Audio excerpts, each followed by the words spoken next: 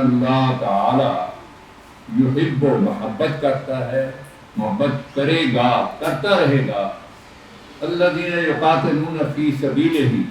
جو قتال کرتے ہیں اس کے راستے میں، شیطان کے لیے نہیں، طاغوت کے لیے نہیں، تباہی بربادی کے لیے نہیں، صرف اللہ کی رضا کے لیے، امن و امان، چین و سکون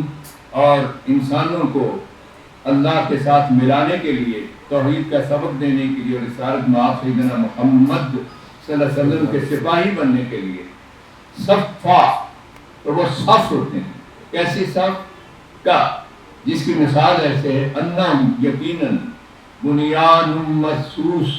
کے سیسہ پلائی دیوار ہیں۔ یہ غزوہ احد کے حوالے سے آیات نازل ہوئی ہیں سورہ صف، اور اس میں جناب محمد رسول اللہ صلی اللہ علیہ وسلم نے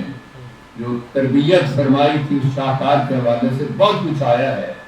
سیدنا علی مرتضیٰ رضی اللہ تعالیٰ عنہ اس صف کے اندر موجود تھے، اور کیا کیا کارنامے اصحاب کرام، اہل بیت، آل اتحاد رضوان اللہ اجمعین نے انجام دیے ہیں،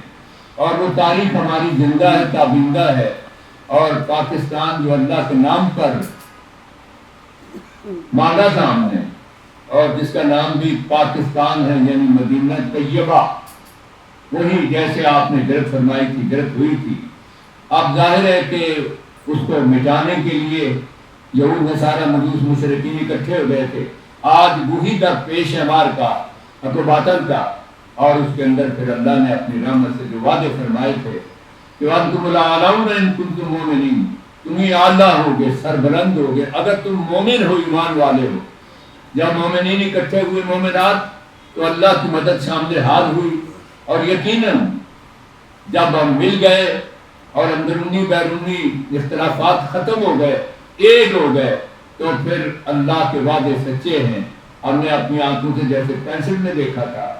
اب ہم نے اس دور میں، اس ہفتے کے اندر اللہ کی رحمتیں اور معجزے کرتے ہوئے دیکھے۔ اللہ پاک نے اپنی رحمت سے پاکستان کو ہمکنار کیا، اس لیے کہ ہم سب جو ایمان والے ہیں اللہ کی توفیق سے اکٹھے ہو گئے، ایک ہو گئے، مشن ایک تھا،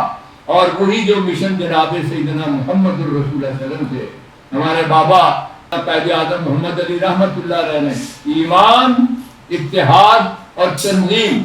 یہ ایمان کی برکتیں ہیں، یہ اتحاد کی برکتیں ہیں، تنظیم کی برکتیں ہیں۔ اور اس کے لیے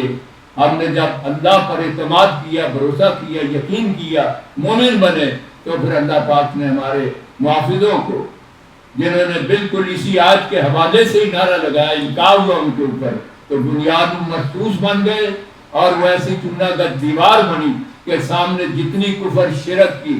یہود نصارہ مجوس مشرکین کی دیواریں آئی، ڈھہتی چلی گئی، اس لیے کہ جن کے اوپر اللہ ہے اور اللہ کا ہاتھ ہے۔ اللہ نے اسی لیے فرمایا تھا ید اللہ فوق ایدیہم، جنہوں نے یہ بیعت کی ہے، ان کے ہاتھ کے اوپر جو جناب محمد الرسول اللہ صلی اللہ علیہ وسلم کے ہاتھ پر بیعت کر رہے ہیں، اللہ کا ہاتھ ہے۔ آج بھی ہمارے اوپر اللہ کا ہاتھ ہے، اور یہ اسپتال، یہ درسگاہیں، یہ تعلیم گاہیں، یہ ادارے فوج کے ہوں یا جو بھی تربیت کے ادارے ہیں، یہ جو جوان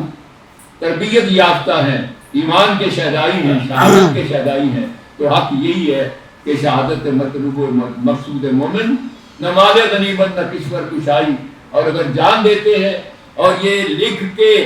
جاتے ہیں کہ ہمارا وجود جب قربان ہوگا اللہ کے نام پر تو اس جھنڈے میں لپیٹ کے لایا جائے، اس لیے کہ مومن مرتا نہیں ہے، اس کو ابدی شہادت نصیب ہوتی ہے، اور پھر یہ وہ چیز ہے جو ہمارے لیے مال غنیمت کا ذریعہ تو بنی ہے۔ لیکن اگر میری قوم زر و مال جہاں پہ مرتی تو بت فرشتی کے عوض بت شکنی کیوں کرتی؟ تو یہ بت شکن ہے، انہوں نے شکن کیا، توڑا ان کو، اور یہ ماد اللہ کے فضل سے، اس کی رحمت سے اور اس کے بھروسے اور یقین اور ایمان پر ہوا۔ اللہ ہمیں ایمان کی سلامتی عطا فرمائے، پاکستان کی سلامتی عطا فرمائے، اور یہ وہ بالکل صحیح نعرہ ہے کہ پاکستان ہمیشہ ہمیشہ زندہ باد، نعرہ تکبیر، اللہ اکبر۔ السلام علیکم ورحمۃ اللہ۔